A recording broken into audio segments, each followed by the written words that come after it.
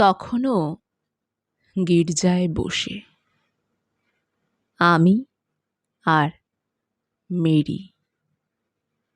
মাঝরাতের ঘণ্টা ঢং ঢং বেজে বলে গেছে সময় শেষ। কিন্তু বিচার শোনানোর আগে শেষ সুযোগ তো দিতেই হয়।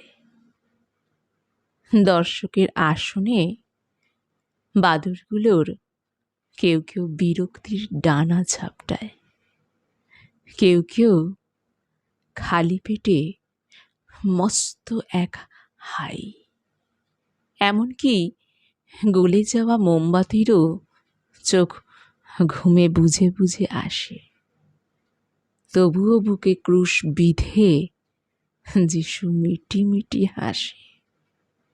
আকস্মাৎ অর্ডার অর্ডার, এবার শাস্তি ঘোষণার সময়।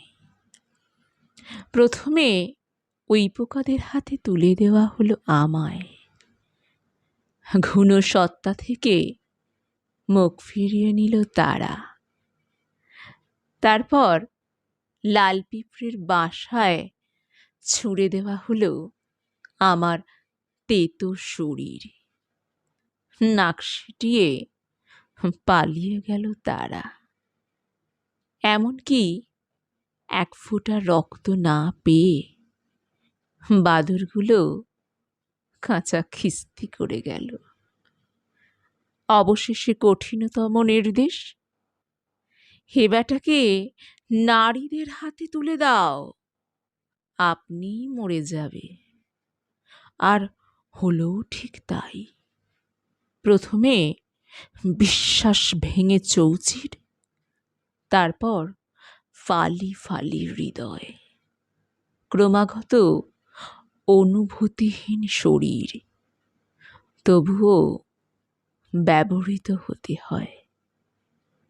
অবশেষে মগজে সংক্রমণ, ভাবনা চিন্তেগুলো নিয়ন্ত্রণ হারিয়ে কখনো কবিতা হয়ে ওঠে, কখনো বা প্রলাপ, কখনো জীবনের বিলাপ, কখনো মৃত্যুর সাথে আলাপ।